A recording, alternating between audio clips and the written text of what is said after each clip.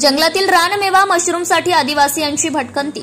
आदिवासी भागातील जंगली मशरूमला रामटेक किंवा नागपुरात मोठी मागणी आहे। सदर भागातील नागरिक हे मोठ्या मेहनतीने जंगलातून हे मशरूम काढून गावाकडे किंमत मिळत नसल्याने शहराकडे घेऊन विकतात।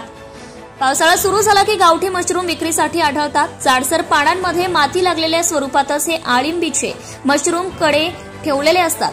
आदिवासी लोक पावसाळ्यात वाट्यावर विकायला आणतात, परंतु कमी प्रमाणात 12 ते 15 आळंबीचा एक वाटा म्हणजे जुडी सहज 80 ते 100 रुपयांमध्ये असतो। बऱ्यापैकी महाग असते, परंतु तेवढेच पौष्टिक देखील आहे।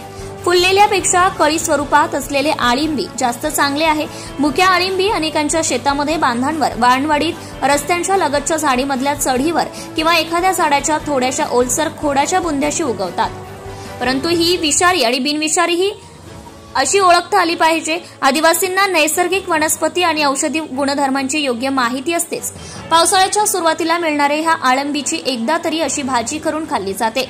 पावसाळ्याच्या आषाढ महिन्यात या रानमेवा हंगाम असतो। या हंगामातच हे रानमेवा निघतात। रानमेवा हे डोंगरावर निघत असल्याने याला या भागात डुंबर भेंडी तर आदिवासी भागात याला भोमोळी, टेकोळी, अळंबी असे म्हणतात। आदिवासी भागातील नागरिकांना या भागात रोजगाराचं साधन उपलब्ध नसल्याने त्यांना उपजीविका करण्यासाठी जंगली मशरूम देखील हा हंगाम मोठा नसून सर्वांना काम मिळत आहे। मशरूम टेकोडी आरोग्यासाठी फायदेशीर। मशरूम खाणे आपल्या आरोग्यासाठी अत्यंत फायदेशीर आहे। मशरूममध्ये अत्यंत कमी कॅलरीज असतात, सोबतच त्याच्यात अनेक पोषण तत्व असतात। मशरूम करी, सलाड, सूप आणि भाजी बनवूनही खाता येतं।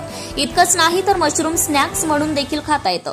विशेष म्हणजे मशरूम अनेक आजारांवर एखाद्या औषधापेक्षा कमी नाहीये। कर्करोगाशी निगडीत गुणधर्मांनी परिपूर्ण आहे। प्रोस्टेट कर्करोगाचा धोका कमी होतो असे जाणकार व्यक्ती सांगतात। जनता टाइम्स जटा टीव्ही चॅनलसाठी राजू कापसे, उपसंपादक।